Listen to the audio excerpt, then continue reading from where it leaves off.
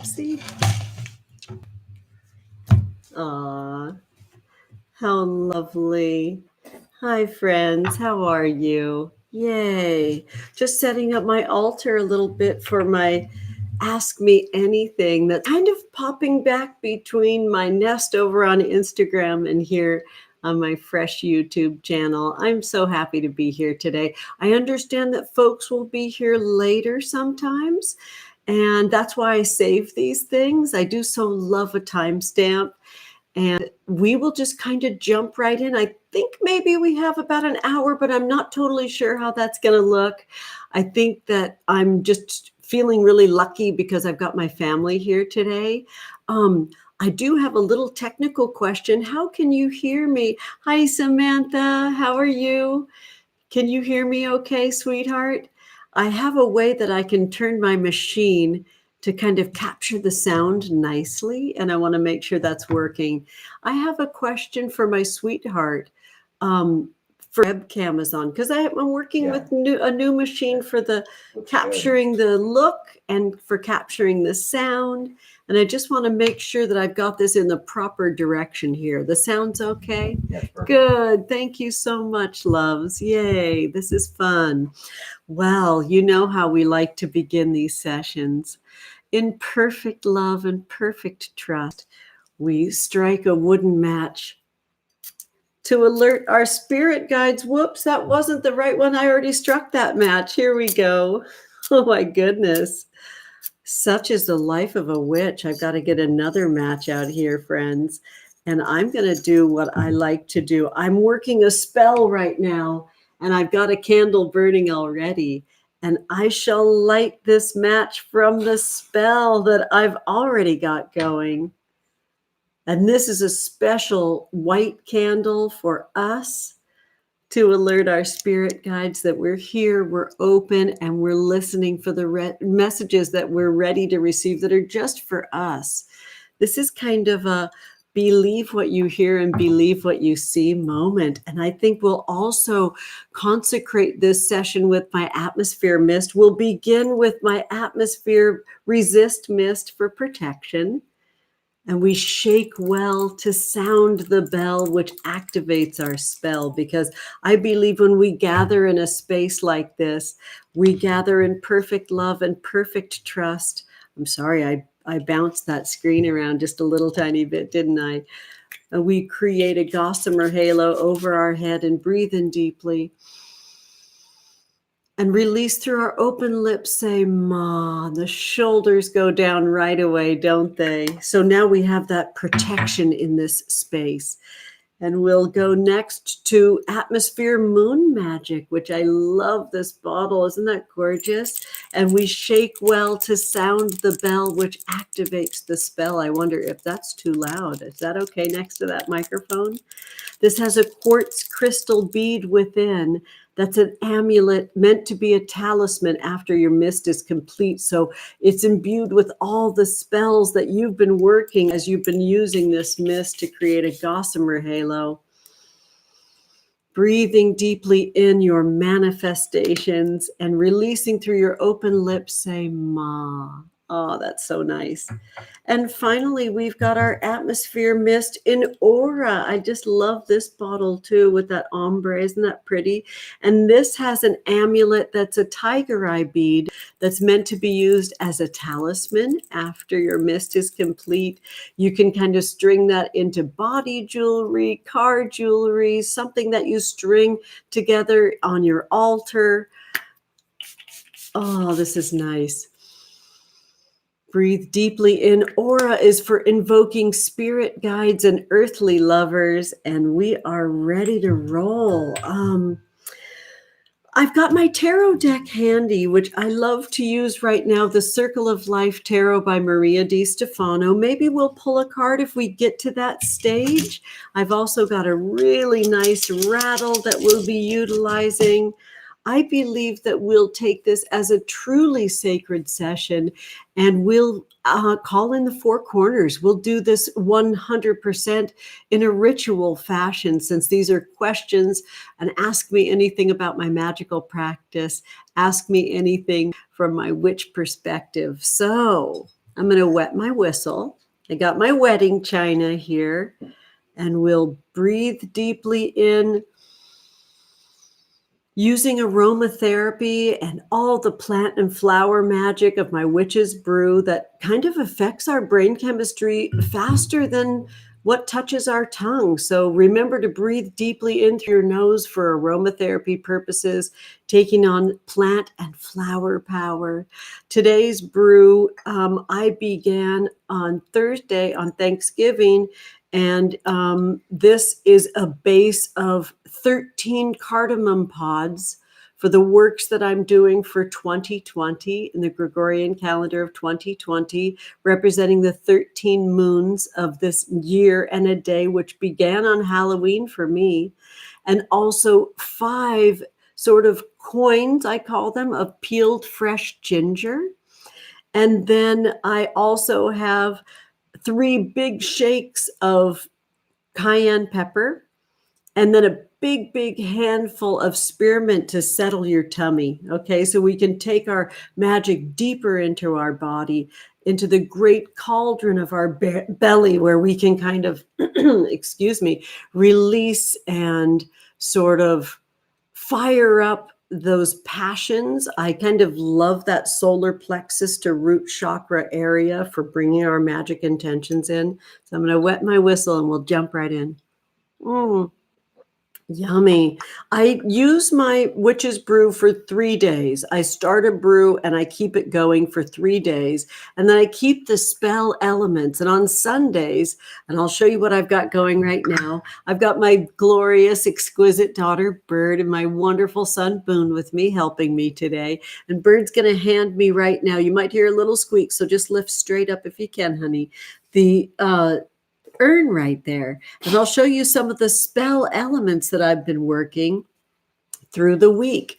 On Sundays, I take this urn that's filled with all kinds of wooden matches and spell intentions on paper, and even little tissues that are in there from any tears that my clients shed. And I burn and bury them with the elements of my brew in my back garden. So the works that we do here can be released from my home, because once the work that we do here is energetically done, it's important for me to have that embodied release of the work, taking it outside and burying it where it can communicate then with great Gaia and take shape in the world the way that it wants to outside of this home. Sort of like an idea of fertilizing the ground and getting those messages and dreams and hopes and even suffering and trauma released from my home and released from my clients and my loved ones, and sort of placed back in the great mystery of our mother, back to the earth where it can take shape in the world in a new form. So it's sort of honoring the experience of death very much or maybe more as life. All right, sweetie, we will put this here. And that might come up again. Oh, that was a squeaker. I'm going to put this away, sweetie. It was just meant to be set straight down because, oh, it's so loud. I'm sorry. Oh, I know. We're so sensitive with our hearing over here. And let me take a quick peek. I found my glasses. I'm really excited so I can take a quick peek at who's joining us today. And so thank you, Samantha, for letting us know that you can hear the sound well. It's so nice to see you, and thank you for jumping in and participating. Oh, thank you so much for looking at that. Pisces Whispers, I love that. Thank you for looking at my live. Yeah, thank you. It's so good to see you. Oh, good. Okay, so someone named... You don't want me to mention? Okay, so my kids are YouTube experts. Hi, Jackie. It's good to see you. Oh, I've got Crosstown Loves here and Cross Country Loves too with Gianna the Taurus. Thank you for being here. Oh, it's good to see you all. Oh, okay, here we go, my loves. We're going to jump into Ask Me Anything, and I'm very happy to take kind of priority with the folks that are live with us right now. If you have any questions, I would absolutely love to see that. I'm learning to use my machine a little bit better, and I'll be peeking at this as much as possible. And my wonderful kiddos, Bird and Boone, who are on vacation from school right now, are helping me with my big last hurrah before I get my new bionic hip on Monday. And so I'm going to give you all priority for the folks that are here right now. All right. So because nobody's asked a question in our live chat, I'm going to go to these awesome questions. We've got lots of questions from 2 days of having my Ask Me Anything stickers up on Instagram. And maybe my kids have something to share with me. If not, no big deal. All right, so this is a great question. It says here, tips for younger peeps to practice magic in a non-accepting environment. Bless your heart. I totally understand that. It's a great question. I'm going to say out loud that this is my new favorite space, Feathering My Nest over here on YouTube. I will say, because I know that there's kind of new rules, and I need to make this really clear that this is a adult channel. It's a grown-up channel. And maybe that you have the ability to take these messages back to younger folks. I do know that younger folks sometimes come into the space, and I hope that doesn't mess me up that I'm saying that. Maybe Gianna the Taurus can talk about the new rules. I attract all ages, and I do create a channel that's meant for adults. So if you know younger folks, wink, or might happen to be,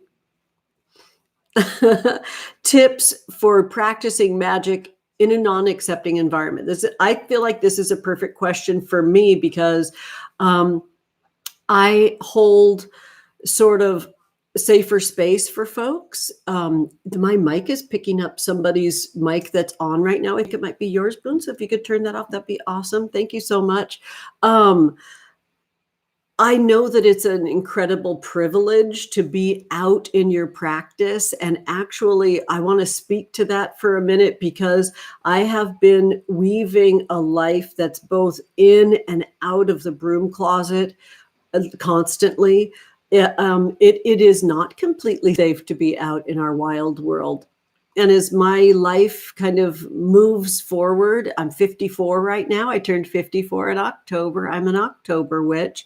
I kind of feel like it's time for me to live what I know even more, that witchcraft can save and heal the world. I believe that, and I'm living that to the best of my abilities. Now, inside of that, I'm a mother, and that takes my biggest priority. And the fact is, as I'm in this animal body, so I have to take care of myself best and first before my kids. And that's how I take care of myself and them first. Do you know what I'm saying? Like, if I'm not healthy and I'm not well, I can't take care of them to the best of my abilities. Having said that, I have a lot of folks that this is the only place that they can be sort of learning from a mature and seasoned witch that they feel trust with.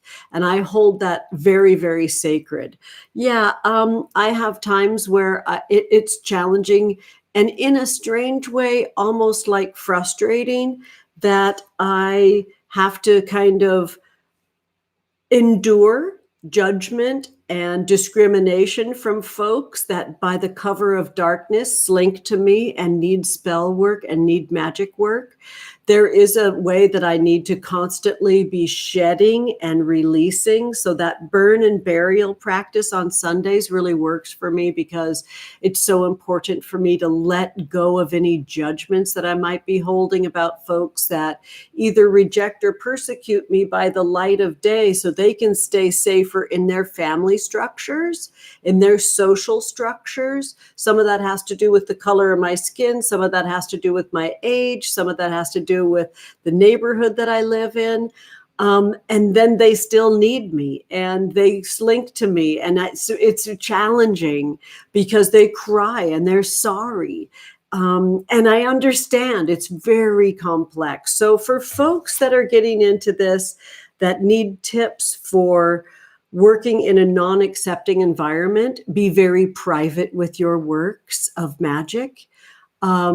I believe that there's a reason why many of us practice our deepest practices in secret. I think that finding the common ground with those in your life that are non-accepting can soothe the savage beast, right? It can kind of, if you speak in terms of love or things that they kind of, you have a commonality with, and then let them move on. Maybe don't try to change them. Maybe be a little bit more private and discerning with who you share this work with.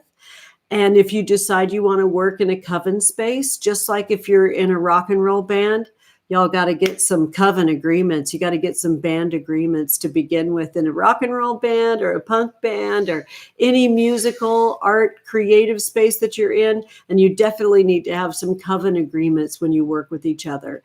On my website, I make it very, very clear that the works that I do are in extreme confidential. There's sort of the confidential environment is also a seasoned environment. I did this work for a minimum of 10 years for free, just from my soul. And when it got to the time where it was affecting my ability to manage my time with my kids, I decided to charge for it. And the quality of work changed really dramatically. So if you want to get into your practice in an effort to sort of turn this into a business, this is still a question for tips for younger peeps to practice magic in a non-accepting environment. If you want to make this your business, it's going to be a very, very serious comeuppance, I want to say. It'll be a very, very serious sort of honing of your power. How do we hone? We hone by fire. That's how we create a sharper blade. We hone by fire. And that's pretty challenging and painful. So be really, really gentle with yourself. I always say that I spell witchcraft Time, and I actually, time stands for me. Time, intimacy, creating mettle, mettle, strength inside of yourself from enduring something, and embodiment. So that's time, intimacy, mettle, and embodiment is how I kind of spell witchcraft. Time, right? It takes time. So not the sexiest answer ever. I would say to use headphones and head to the cafe or a safer space where you know you can be on my lives, and head maybe to the library for good Wi-Fi connection and listen to me there and some other seasoned individuals. Are there some questions coming in, sweetie? There is, if I may ask, what or how did you start your witchcraft journey, and how did you know this is what you were meant to do? Yeah. So for me, do you need me, sweetie? No. Okay, thanks. So maybe That was I'll the kind of most go. asked question. It's like on 3 of them. Okay. So I'm going to read these cards as they come up after we're done with the folks that are chatting on the sidebar. And thank you so much, whoever asked that question. I really appreciate that. I see some other questions too. I just want to take a quick little peek because somebody's icon's showing up a lot. Oh, I see why somebody's showing up. And my son clocked that right away. All right. So getting used to the commenters on YouTube. I will say this one, my practice goes all the way back to my infancy. And I'm born into a family, the 6th child of 2 parents that are still alive and very, very nearby. So I'm from some very tough stock. All told, there's 9 of us kids. So I was born 6th from the top and 4th from the bottom, right in the middle. And I've got 5 brothers and 3 sisters. I'm not real concerned about spicy drama commenters here. I do understand that that's probably activating some folks to feel protective of me. And I love that because I feel so protective of you. So right now, let's build an energetic shield around someone in this space who I will definitely block and report with no problem whatsoever. We're now building an energy sort of module around them. We're creating a soft and pliable net around them because I understand that they're making comments that look like they're inside the realm of being homophobic. They look like they're making some suggestive comments that are triggering if any folks here have had any kind of sexual or sensuous trauma.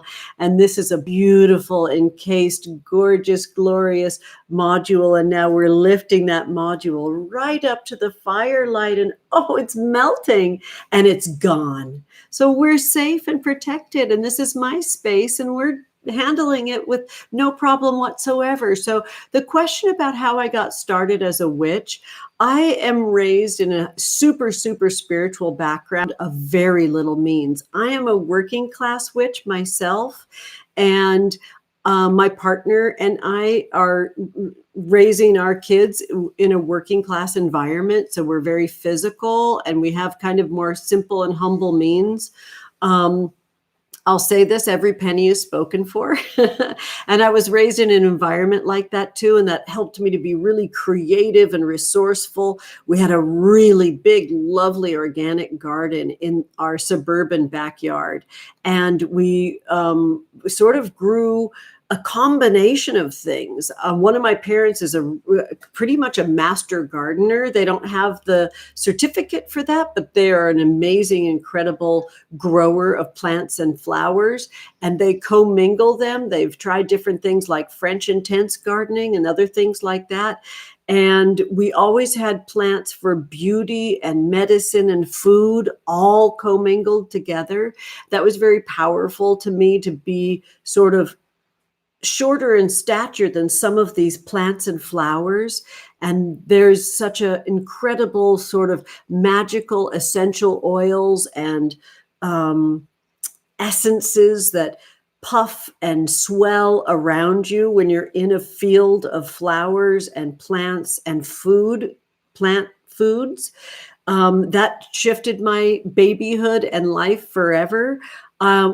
Everything in our life was, like I said, very humble means and extremely, extremely spiritual, and filtered through heavy duty religion. I know folks have asked about that too on Instagram, about if my Catholicism helped or hindered or had anything to do with my witchcraft practice. And I'll tell you this.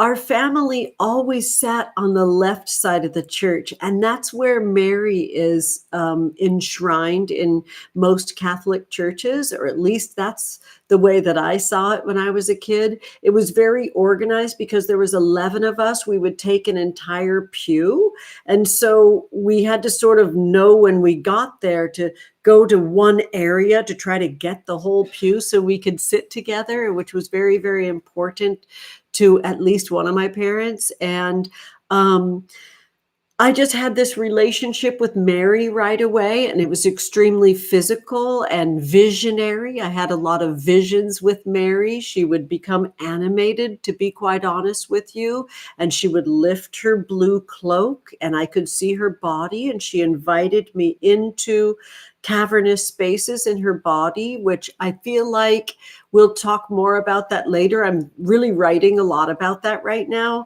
And I was able to move through the lens of Catholicism, which I honor for being a gatekeeper. But let me tell you, it's a backwards birth. It was a tight squeeze to get through that space into the vast and open sort of whoosh of witchcraft, which is all the way back to my babyhood. I always had bespoke guardians and guides that lived inside of me. I had a tree inside of me that they lived in, and they were, to be honest with you, they have names, and I'm not going to speak them now because of this sacred space kind of needs to be a little further established, and how I'm telling this story is just emerging right now. But I'll tell you that they were hairless and very alien-like looking. There was 2 of them, and then there was a femme that was in the space as well, that was of sort of European descent. And then there was 2 other creatures that were more made of energy molecules. So there was 5 of them. And I hearken that to the 5 spaces of our altar. So why don't we go over that now, unless there's another question in the sidebar. Should I take a peek, sweetie, or do you want to tell me in order? Someone says, how do you stay positive? Yeah, check your ass. Oh, okay. Staying positive. I feel like my background of being of such humble means helps me with positivity because I know how it affects my body. So I'll make this very, very clear. My goal on YouTube is to create a very safer coven space. And because this does take time, I am looking very, very seriously to monetizing here. It's really important to me that I can keep my body and my family healthy inside of my quest, which is a gargantuan spell to create and co-create with you a world where everyone is sheltered, fed, and has agency within their experience. That's a tall order, and I know that. And it happens one spell at a time, one kiss at a time, one eye gaze at a time. So in this space, yes, I desire to stay healthy, and staying positive is back to that sort of element of time. Taking the time, experiencing the intimacy, letting it create that metal inside myself, METTLE, growing stronger from coping with something, and also the embodiment. So I have to spend time at my altar or else my positivity kind of wanes. I'll say this, I love witchcraft for being kind of intense, and I love spell work for being kind of on that delicious dark side where we sort of encounter ancestral death, we encounter personal death. I enjoy that part. So staying positive for me is the balance. I sort of have to have the laughs. I have to have the spiritual uplifting of the sun so I can experience the depth and the heaviness and the gravity of the moon. So, I have to do that through gorgeous grounding food that makes me smile. I have to do that through a lot of physical contact. I have to have a lot of flesh on flesh contact. That really helps my positivity to have flesh on flesh contact. So it's really constantly, honestly, it might sound like it's not as much like the positive part, but I got to roll people a lot, to be honest with you. I stay positive by clearing and cleansing the feed often. I know that if you're in this space with me here, often folks are also with me on Instagram. You can see that my account has grown to a certain extent, but nowhere near as fast as some other witches. It's because I have to create a pace like a metronome. I have to create a pace that makes me feel safe and good. And a lot of times that's, I got to usher folks out the door. As well intended as some of those relationships have started for me, when they go sour, I got to push that energy out. So the metronome of my Sunday burn and burial practice, the metronome of daily flesh contact, the metronome of returning to my altar as I wake in the morning and when I go to bed at night, it's all so, so important. Oh, I hope that wasn't too much.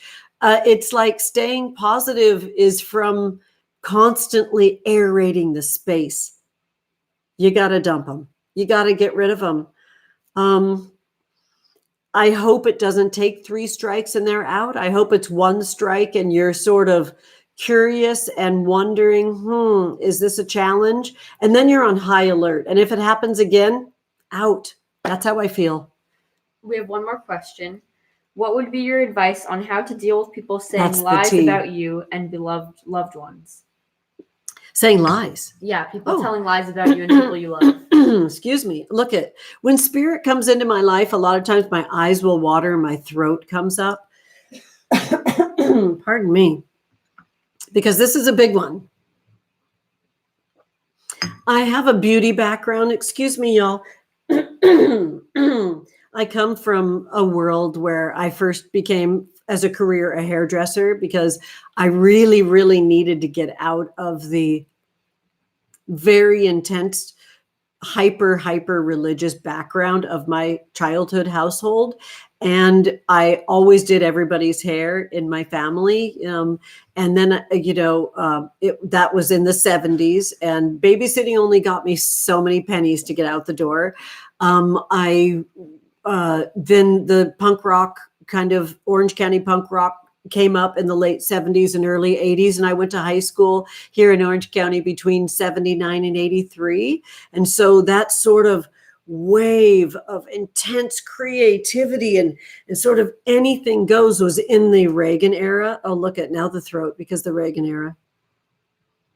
Excuse me, friends. And for me, that was built on a really specific, very, very capitalistic culture that really didn't serve everyone. If you were a white male, that Reagan era was good for you. Everybody else, we had to kind of share the last seed. Does that make sense? We had to divide it all up. So we were, as artists and punk rock kids, were sort of ignored, and we could really develop our creativity very freely over there. You didn't have to name and claim queerness. You didn't have to name and claim the sort of pressures to become. And so in a way, that being ignored and being in the back of the hothouse was really special and wonderful. Then I kind of realized I needed to get out of that stifling environment that I was raised in. And I kind of really aggressively went after beauty school because it took a year and I could get out of the house.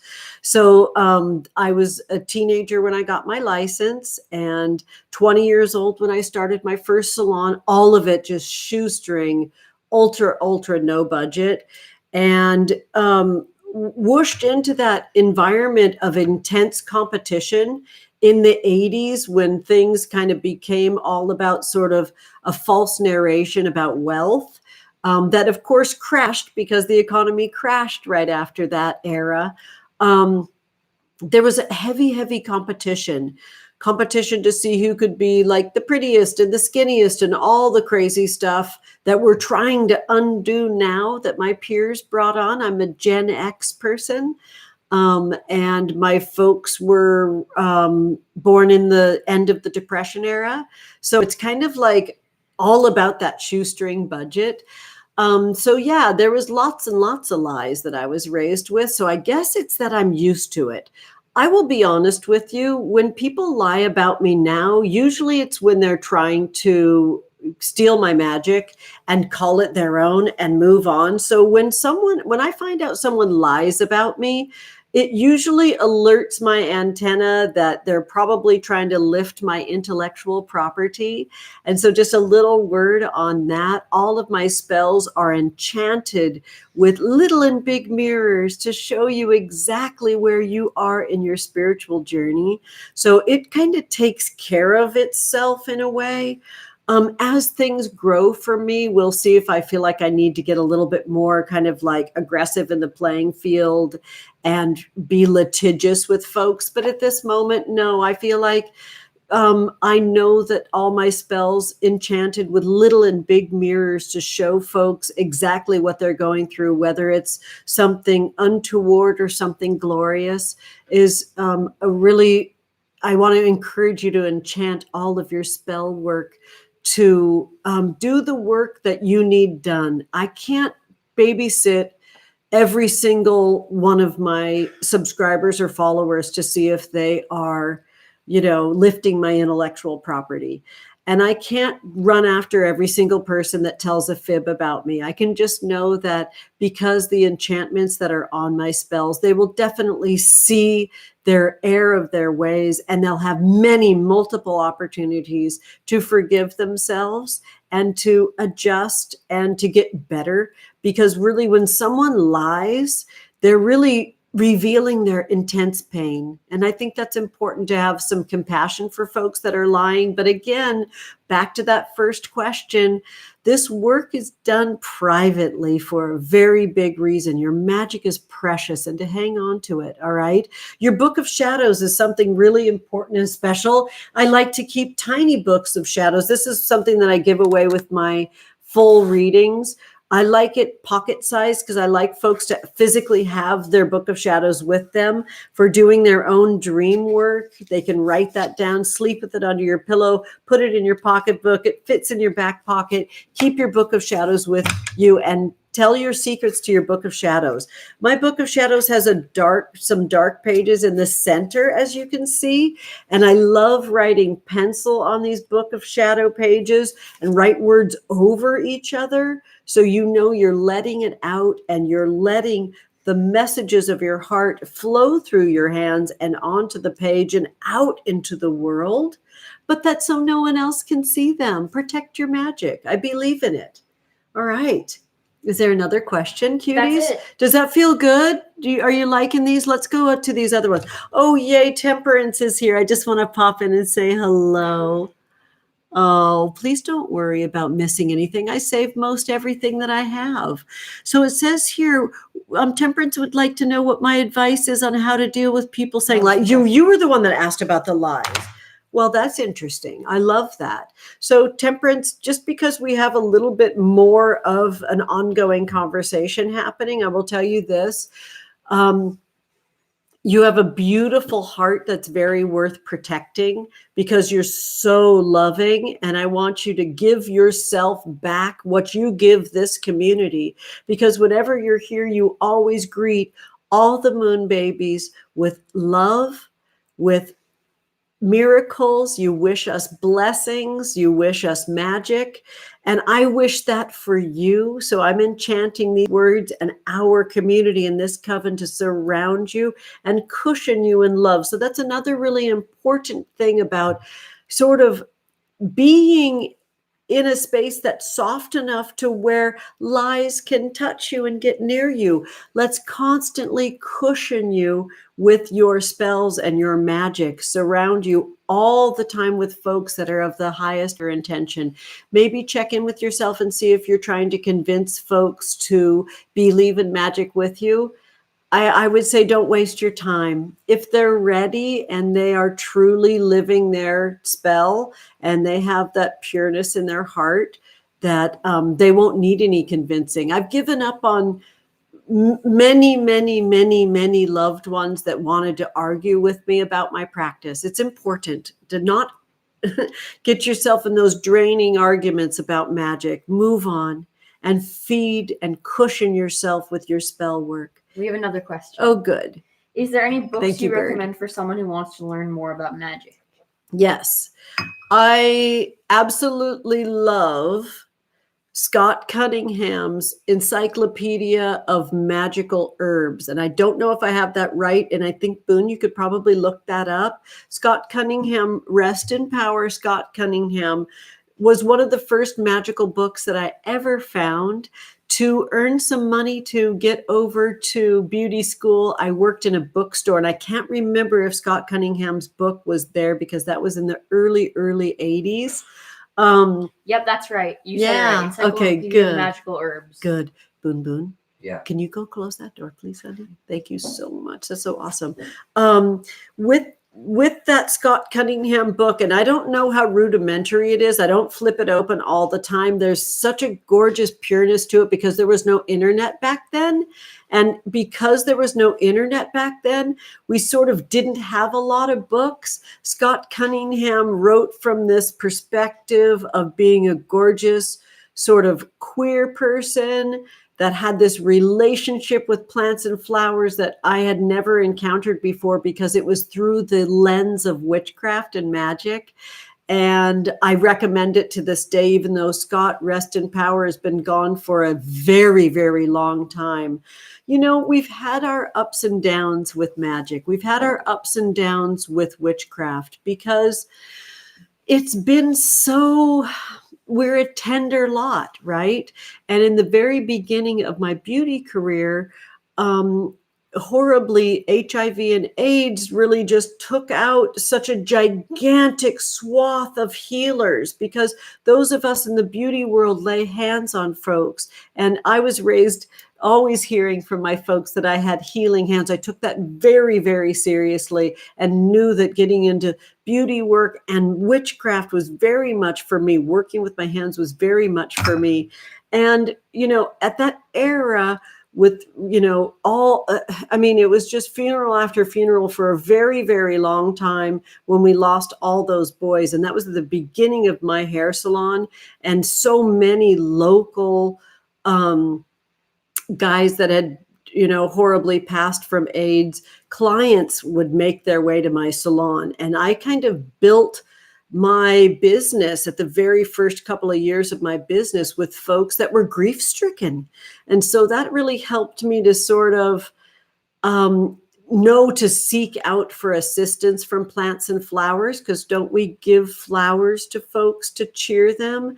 I mean, that right there is just kind of putting that wonderful nectar and power of the flower into someone to heal them. And it's really not casual, and it's just not an ancient tradition for no reason. It's because those flowers have magic and they have power. So I love that Scott Cunningham book. I love Starhawk's book called Spiral Dance. I am in the latest 2020 Many Moons Lunar Planner. And what's lovely about that is that can serve, if you're in a safer space, as a book of shadows where you can work your lunar witchcraft practice in a very practical way every single day of the Gregorian calendar of 2020, where there's incredible things happening on the celestial map next year. And, you know, I mean, there's always incredible things happening, but Sarah Faith Goddess Jr. creates workbooks that are cult classics called Many Moons, right? And those are no longer with us because she knew that her guardians and guides told her very specifically that those would be in, you know, created by her for a very specific amount of time. And it became this yearly lunar planner. Now she pays, which is incredible, very rare in our culture, 13 different magic folks and magic makers to create some sort of art piece, magic, ritual, or spell for all 13 full moons of the Gregorian calendar of 2020. And there's a full moon on Halloween night in 2020, and I'm the witch that's casting the spell. Now, part of my magic is creating a coven space that's big enough to hold all of us comfortably. And inside of that, there's a unique hashtag that we'll use to all connect. And we'll be very active over on my YouTube channel, I suspect, on Halloween night of 2020. So those are my 3 recommendations. There's so many more. I love the spell books from Judica Illes, which is an editor over at Wiser Books, whom I adore. And I'll keep it at that. I don't want to overwhelm. So one of them is a living workbook, the Lunar Planner, where you have lots of space to create all your tarot spreads. There's tons of tarot spreads. I have a tarot spread inside of my spell too. And there's rituals, and there's all kinds of journal space for you to write. And you can use it as a date book too. I have it handy. Let me show you. And then I have a link on my Instagram link tree, and I'll put a link down here to order this. I want to show you how beautiful just the opening page is, that shows you how gorgeous our lunar pattern is for 2020. Isn't that beautiful? And then I've got an exploded diagram in mind. So there's many, many layers. It's a multi-layered spell that I cast for next year, but it's all about the living life of your spell work. I love books, but witchcraft is embodiment. Witchcraft is about doing it. It's about creating space with your body as your body is able. It's meeting yourself where you really are and creating your altar space. So I'm going to answer a few more questions here, and then we'll talk about altars, because altars are incredibly radically important for we witches. All right. Is there another question to go? Okay, cool. All right. So I've got, your voice is so encouraging towards women's self-confidence. Who influenced you? You know, being raised in nature, I will tell you, like having the organization of sunrise and moonrise is so important. So I would have to say Gaia. I would have to say Mama Nature is like number one creatrix, and the divine um, earth. I will have to say, but then when you start enjoying witchcraft beneath the light of the moon, you can't help but have all of the celestial map of the heavens open up, and you start relating to the cosmos in a very different way too. So it's not just earthbound, is it?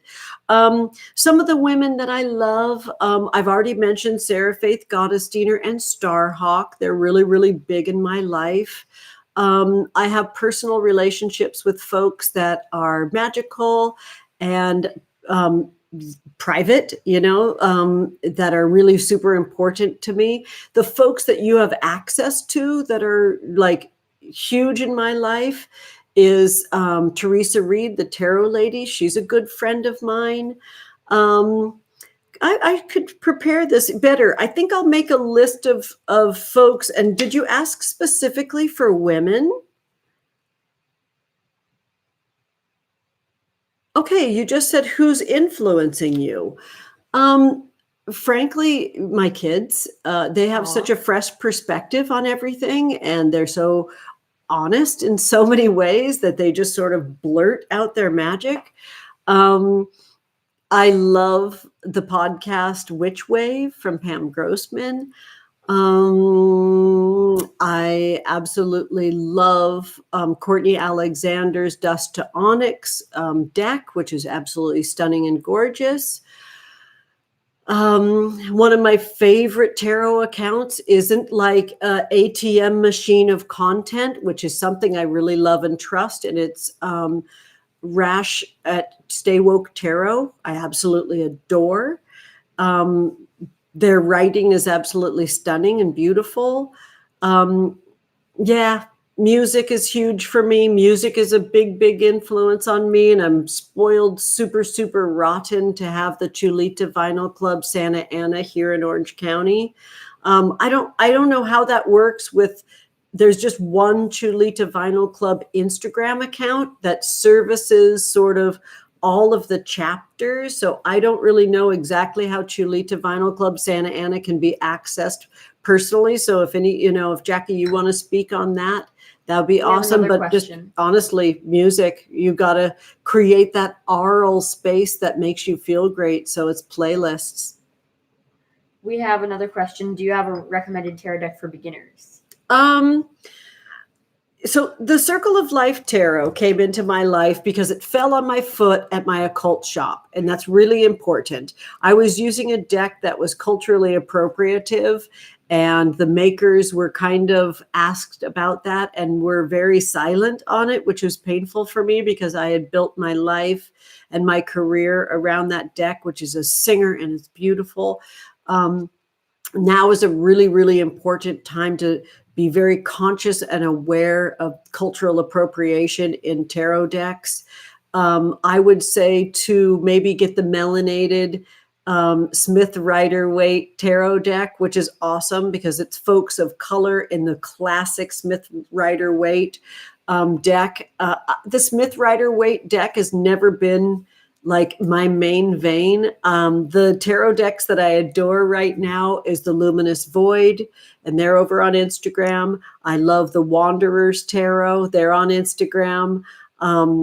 Casey creates the Witches Confluence in San Francisco too, and they're the creatrix of the Wanderers Tarot. And Mystic Mondays I just started using this year, created by Grace Duong, she's also in the Many Moons Lunar Planner. There's 2 full moons in October of 2020.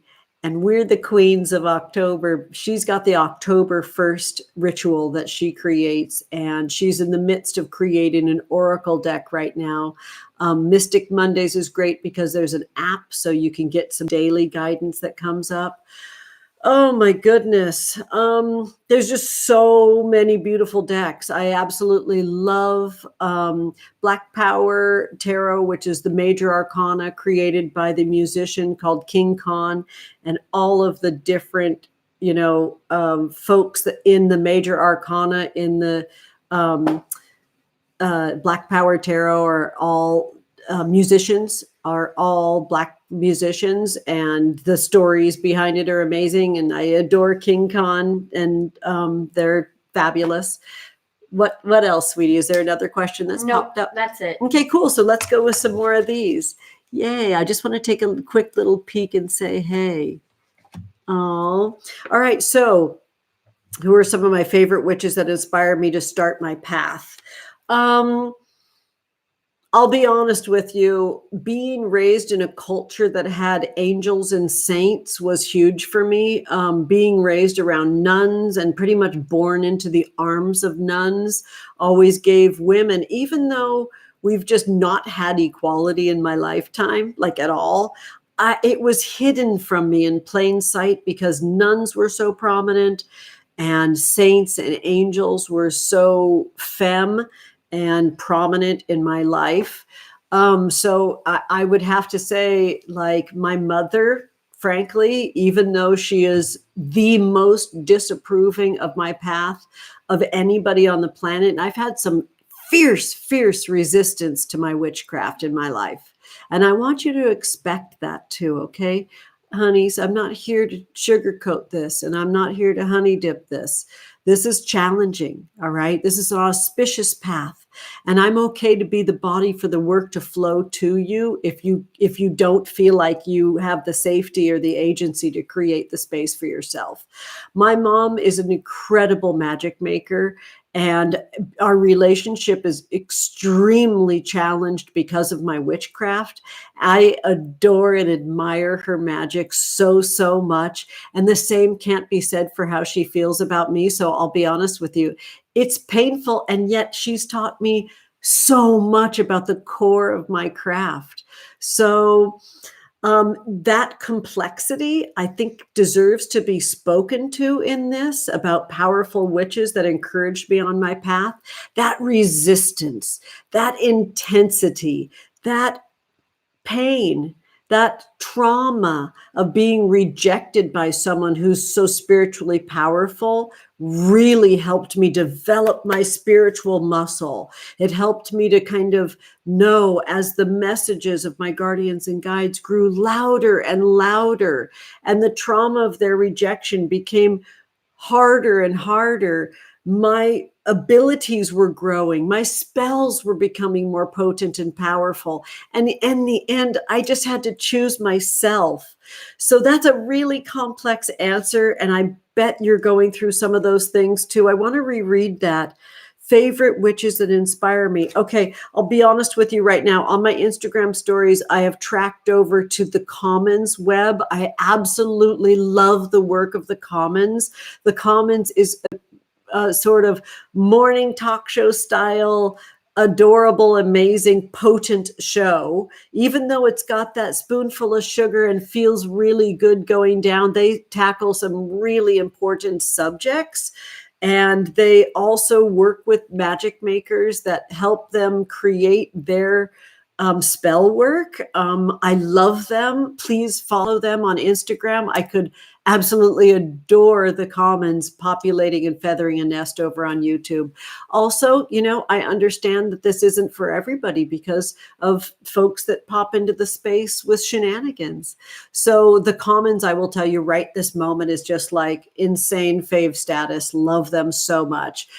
They just produced season 2, and inside of that is Sewon O, Edgar Fabian Frias, Aaron Aquarian, help me out. I know that there's Quan Yin. No, Grace isn't part of that, sweetie. Yumi is part of that. That was with the Many Moons Planner that Grace is part of. She was in the Commons webs. No, sweetie. I might not have everybody down. If you go over to the comments and look up their season 2, you'll see some powerful witches. So they're create a show that's made by witches for witches.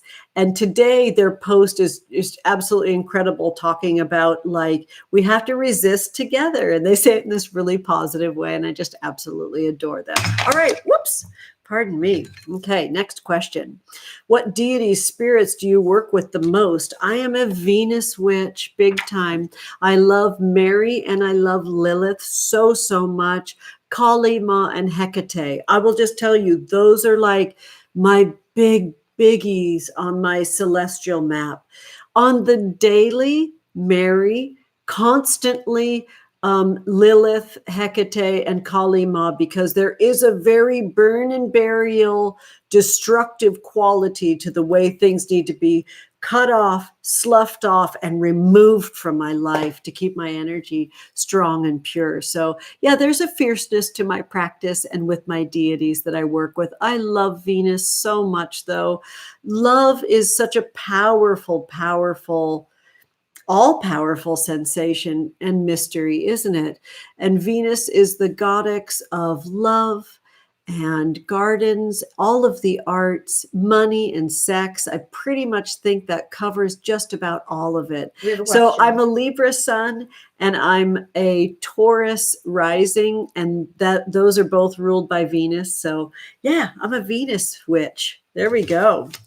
Do you want to ask Bird? Thank you, Bird. Everybody to Bird, like super snaps for my exquisite daughter, my heavenly, fabulous son. Love you, Boone. Love you, Bird. Love you. Oh, yay. What do you feel about people who cast spells but will not do the work to make the work work? I feel like they're asking for it, you know? I really do. I feel like you're asking for it in the kisser if you want this to be an easy thing. This is an arduous path. It's very much reflective of nature. Nature is half life and half death. If you're going to cast the spells and not clean up after yourself, and maybe you're casting spells that are naming and claiming other folks, be mindful of that. It's really about taking care of your side of the street with magic. That's what I believe so much. I get a lot of folks that slide into my DMs asking for shortcuts, and you're asking for it because I feel like Spirit would love to see you participate. And if you don't, and you want to take this get rich quick or easy path, you're going to be challenged to do the harder work. So it's about sort of, sweep. You've got to kind of use your magical broom to move the energy, to spirit the way for your spell intention to take place in the world, to take shape in the world. I hope that helps. All right. One more question. Okay, go ahead. Do you have any advice on how to connect with our star family? That's adorable. That's an entire mood. Because we all, are co-creating in our beautiful, mysterious web of life. Kind of, aren't we all star family? That's such, I feel like I want to make an entire video just on star family. I think that working with a witch's calendar of a year and a day to collect and access your star family is the least you can do when you're calling in such a powerful force. I hope that helps. That I have to give that a short answer because that's a very big enactment. Not everybody has that bravery, On a personal note, all of my 8 brothers and sisters and my parents are all alive. And I believe I'm the only one with a YouTube channel. So when I speak about myself and my magic and I reference back to my childhood, I am speaking about it through my eyes, through my heart, through my experience. So I can only tell you what I know inside myself. And it has been revealed to me what my position is in my family and why I was born into my family. And so you will have those revelations when you're calling upon your star family. So just be ready, hunker down and ground yourself.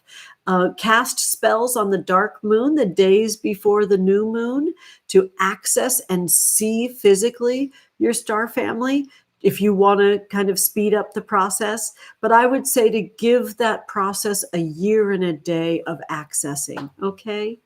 All right. Wow. So is there more, sweetie? Nope. Because I'm going to keep going with these questions. All right. Favorite tarot deck, hardest card to work through. I find the Hanged one challenging because it sort of tells us to flip the script and work backwards sometimes, or work in the underworld where things slow down. Favorite tarot deck at this moment is the one that I'm creating in my soul right now. I just hope that's born in 2020. That's my teaser. It's something that I need to do. All right. So first magical experience I encountered in my life. I was thinking a lot about that. And I would say the day that I kind of had my spirit family that I said earlier lived in a tree within my body, heckled out of me. And I whispered to one person at my dinner table, and I named all their names, and I said that they were dead. That was a really, really big privacy spell that I cast. And I think I was 3 when I did that, because we moved to the house we live in now when I was 4. We lived in when I was a child. You know, my big childhood house was from 4 years old to sort of when I left at 18, almost 19 years old, right? So I said that my spirit family was dead. And that was a really, really big spell. It was a way that I reclaimed my energy very, very quickly. So maybe 3 years old. Okay. And then, did I grow up in California? Yes, I did.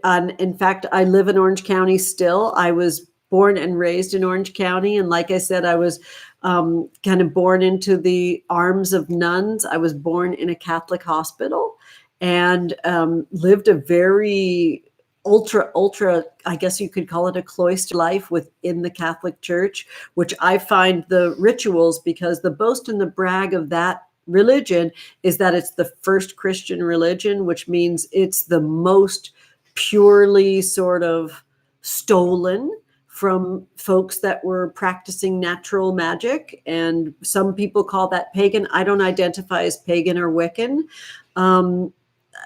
So yes, those practices were part of my life, with candles and with the moon phases, and all of that is a big part of the Catholic yearly rhythm. And here in California, in my childhood in the 60s, 70s, and 80s, Orange County was just growing and exploding and populating, really, because it was all orange fields in my early childhood. And the Catholic Church really came and colonized heavy duty here. So I had another question about my Catholicism. How was the witch community in California? Witch community in California is growing. The wonderful High Priestess has created the Witch Walk, which is the third Saturday of every month in downtown Santa Ana. That's evolving and growing right now. That's fresh and new. The very first one was in June this year. It's not July, right? June. Yeah. And they're setting down some roots kind of from the internet and their big Instagram account in a physical enactment that's once a month here. Like I said, I mentioned the Witches Confluence that I just went to in Northern California, and that was absolutely wonderful. I love what's going on up there. The witches remembering, sort of 2 words, re-membering, creating membership and remembering in our soul, our heart's practices before it was sort of stolen from us. That happened in a very big way in the Northern California area via Starhawk and some of those covens that were up in the Northern California area. I'm just so blown away and proud of what Casey and all the fabulous witches of the Witches Confluence are creating. Bird and I went for the first time this year. We will be back. I can imagine year after year after year, if Spirit allows and nature knows how much we loved it up there. That is an account that you must follow on Instagram. They created a wonderful, and I think it's called Hanged Man Company. That's funny that's a challenging card for me. The Hanged Man Company is the floral artist that created our fabulous circular and even spiralic altar that we had in the main worship area. And it was all foraged flowers, plants, and fruits that were native to that area. It was in Golden Gate Park in I think it was called the San Francisco County Fair building. Yes. It was absolutely gorgeous and amazing. Yeah, love to see more love and love to see more togetherness in the witch community in California. I've been in many covens for decades, and they come and go. I kind of mentioned having that beauty background, and witchcraft and beauty backgrounds both have an intense amount of pressure on them, and it can sometimes bring out the most challenging aspects of folks. And I would really love to see the witch community have more sort of personal responsibility within each witch to be less competitive and harmful to one another. So there's a lot of room for growth in California. My moon coven from last year was an exclusively, totally confidential, worldwide coven that was electronic. I held the space for all new moons, full moons, and all 8 turns of our magical wheel of the year from October 2018 through the next year, 2019. And it was super challenging because there's so much hunger and thirst for spell work and community. And there's also so much challenge with connecting and being vulnerable in spaces. And then there's just life. Some of the folks that were in my moon coven had really prominent lives that were very in front of the camera, I guess we'll say. And they really couldn't physically be in the same place all the time. They moved from space to space, and they also had to keep their practice so secretive. So it was a real eye-opener for the hunger and the thirst that folks have for spell work. I miss my moon coven. That was an amazing experience. I literally cast hundreds and hundreds of spells last year. And it was a radical, gigantic, big bite. And it was a big mouthful to chew. It was challenging for me, and I learned a lot. About late spring, summer, I started casting my spells to remove suffering because I was carrying such a giant magical load. And it, like I said, it was confidential. So I really couldn't process with anybody what my experience was. Inside that community, I saw the most beautiful, gorgeous spells change lives and move mountains, literally. And I just know that I now need to kind of go back into my cave and go within my cauldron and see what my next calling is for coven space. Right now, it's here on YouTube. Yeah, this is where I'm holding that coven space right now. Okay, so how did I move from Catholicism to being a witch? So this is the most asked question by far, for sure. Not so much the Catholicism part, but how did I sort of name and claim the space and the title witch? I always dreamed of witches. I was in like a pull-out program in my elementary school that used to be called MGM. And we were able to make a stop motion film.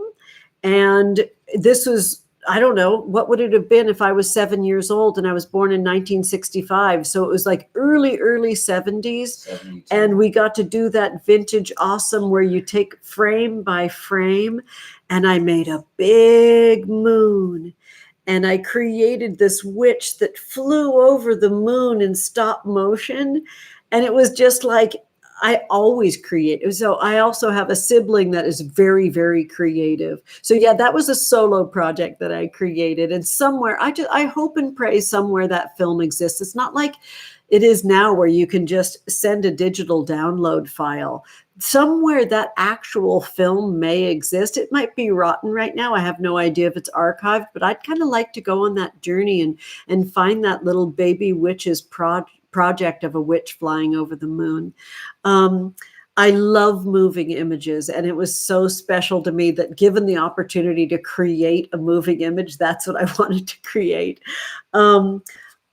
Let's see. I explained that in that privacy of being sort of lost in a crowd of my big, big family, in the middle, that like, I'm sure there's lots of psychology to this of being the middle child.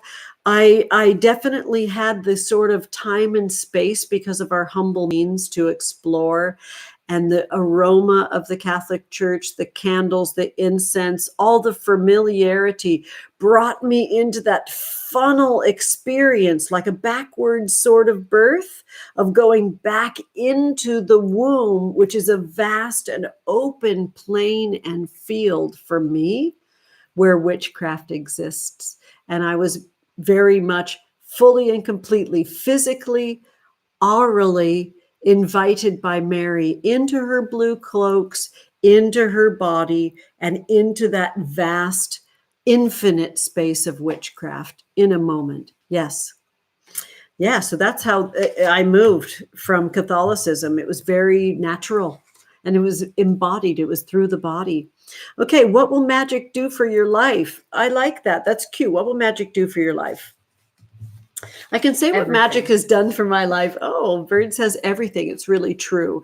I think that witchcraft gives us the abilities to, I guess this is a great time to talk about our altar. Witchcraft gives us a framework. And I feel like our spells are the blood and the meat on the bones. Witchcraft gives us the ability to sort of create an altar, which is north, that represents earth, which is our body, our home, our abundance or money and food. And then we're in the east air element of our altar. Pardon me. We go from north to east.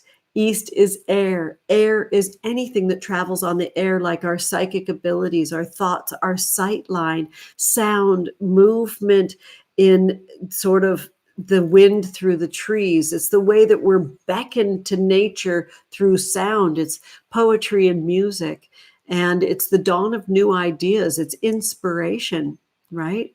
South is fire. Fire is a little bit lower in the body, in the cauldron area, in the sexual and sensuous organs area. That's the sort of passion of our body. It's the sensuousness of the embodiment of our magic. Because really, honestly, when I say that about that flesh on flesh contact, it's so important to have physical flesh contact. And if you are the one person in your life that you can trust to give that sensuous experience to, do that daily through self-massage, do that through your dry skin brushing. That's connecting with that south area of your altar where you can keep a candle. And then west is water. That's the oceans of emotions. And water is life. We are sort of beings that crawled from the water. We're beings that live inside of a drop of water because our body is so aqueous. We live on a drop of water in our sort of iteration of life on earth. Water is kind of everything. Water can carve and soothe at the same time. The center of our altar is the 5th placement, and it's spirit.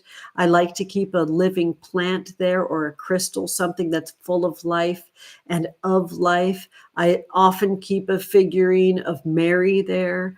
And there's little animal figurines that you're connecting with that you can keep in the center of your altar, but a living plant that you have to tend to will show you that you are being there for yourself. So it's all about being there for yourself. Okay. Says here, how did I meet my spouse, and are they involved in witchcraft? Okay, because the next 2 questions are about my family, which I know is a really big thing. This is what I believe.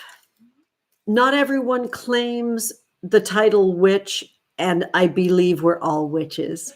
I believe that witchcraft is just a reflection of life. Witchcraft is life. I know a lot of folks that believe that witchcraft is political. I believe that too. I met my spouse because they're friends with one of my siblings. They were a little bit of more of a distant friend, a friend of a friend of my sibling. One second. Can I have some more? I'm going to pass this over to Boone. Need some more of my brew. They're very, very natural. I always say that my partner is like from Middle Earth because they're very almost fae-like, almost creature of the earth like, fairy-like.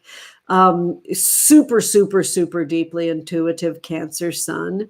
And so, yeah, our love affair was ridiculous. It made me sick to my stomach. I felt it all over. Like I wanted to call in sick. I fell in love with them on sight, and I was 33. So it was not the first time I had been in love, but you would have thought it was from how I acted.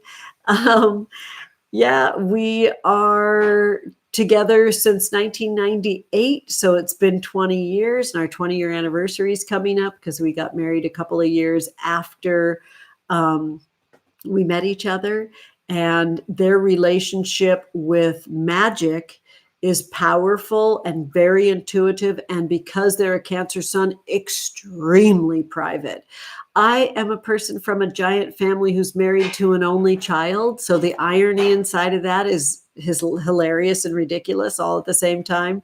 We definitely like fill in for each other and can't relate to each other all at the same time. Like that's the makings of like a rom-com and a very long lasting, push-pull. So because I believe we're all witches, because I believe that witchcraft is a reflection of life, and because they're so natural and private, you'll have to weave that together as you wish. Okay. Someone else asked if my kids are practicing witches.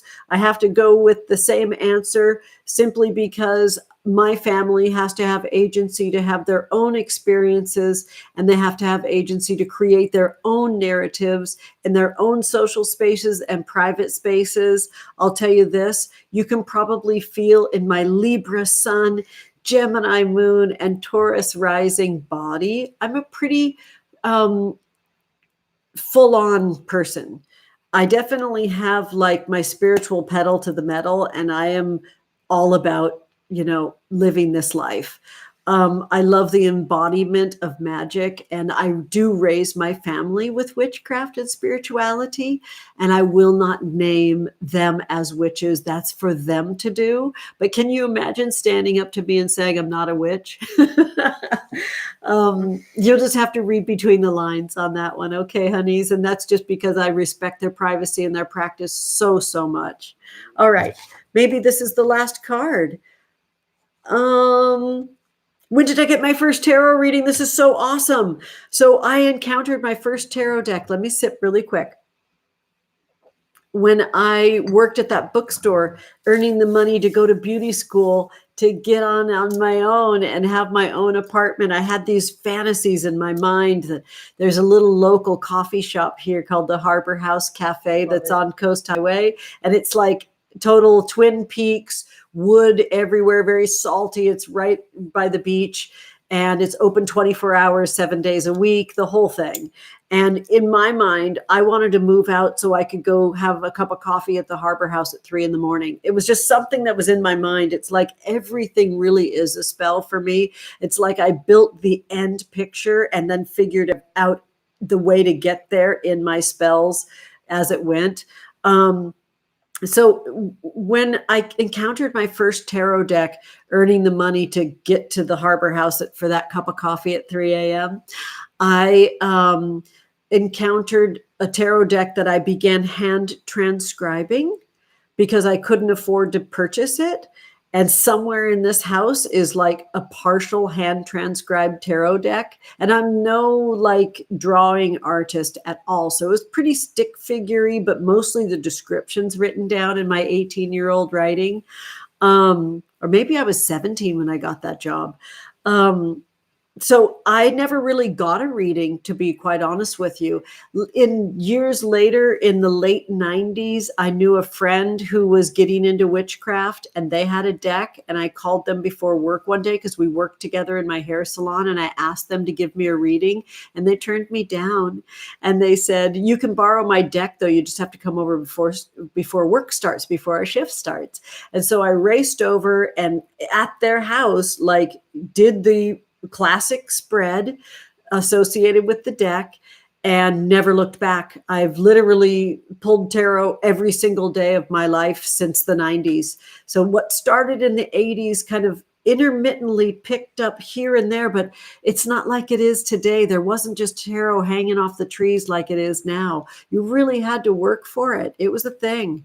Yeah, so my first actual reading was at a fundraiser that I was volunteering at for a friend who had a very, very sick partner. And we got together and created a fundraiser that I was doing massages at this, because as a hairdresser, you have the license to massage from the shoulders above, from the elbows down and the knees down. So I was doing little bespoke shoulder, neck, and scalp massages. And there was a tarot reader there. And this is before I had kids. And I sat down with them and they just laid it out. It was pretty spectacular. They really saw me. The tarot saw me. And I believe that tarot is a living thing. I have an interview on Teresa Reed's Tarot Bites at the Tarot Lady. So you can look on their blog where they have everything. If you just put in their menu, I've been on their podcast twice and their blog called Tarot Bites. And I talk a little bit about what my beliefs are about tarot. I really believe that tarot is alive. It's a living sort of cathedral-like space, cave-like space that we enter that's alive. All right, there we go. So how did I engage my children when they were little? I got every book that I possibly could. Somebody gave me some videotapes, cassette tapes, like VHS tapes that I could put inside my tape player. That was from a public service group called First 5 California, and it's all about raising your babies in the first 5 years.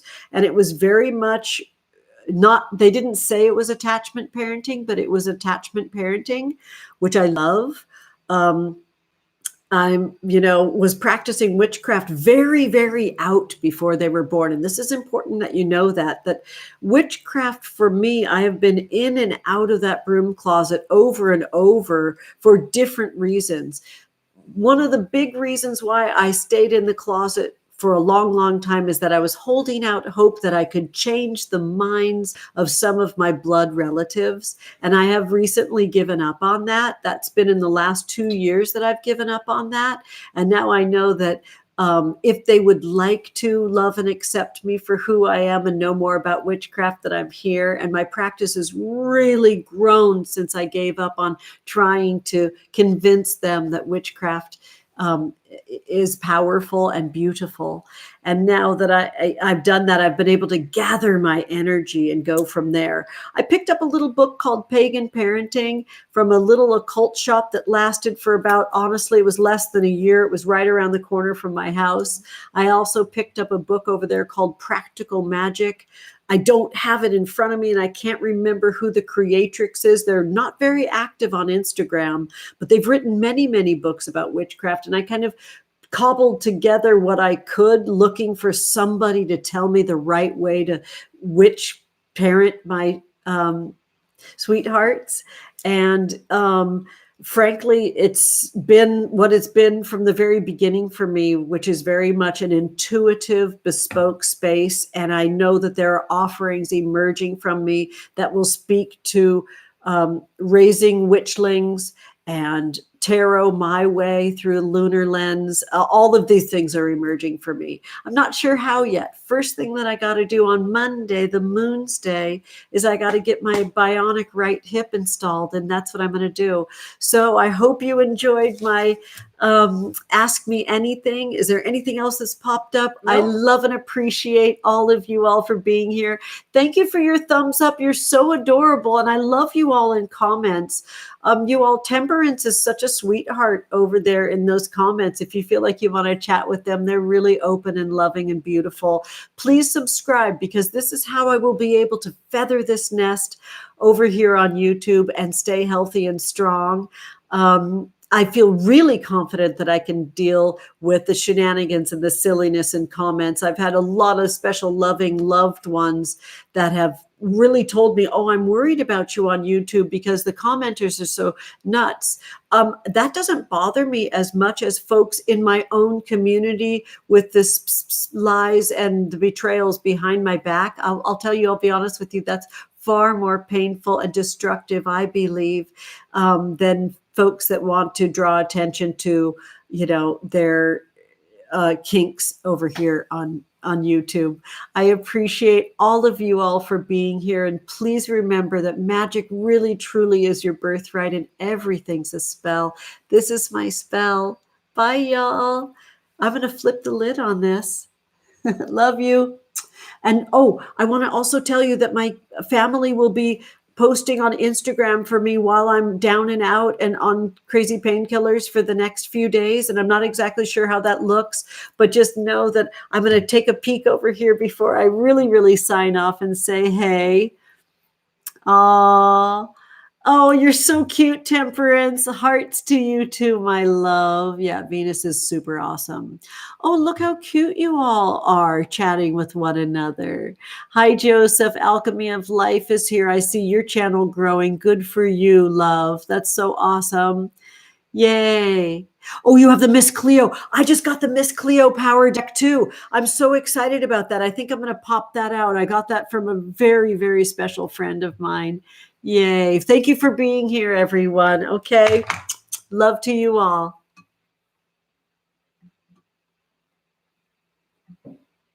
Hold on, baby.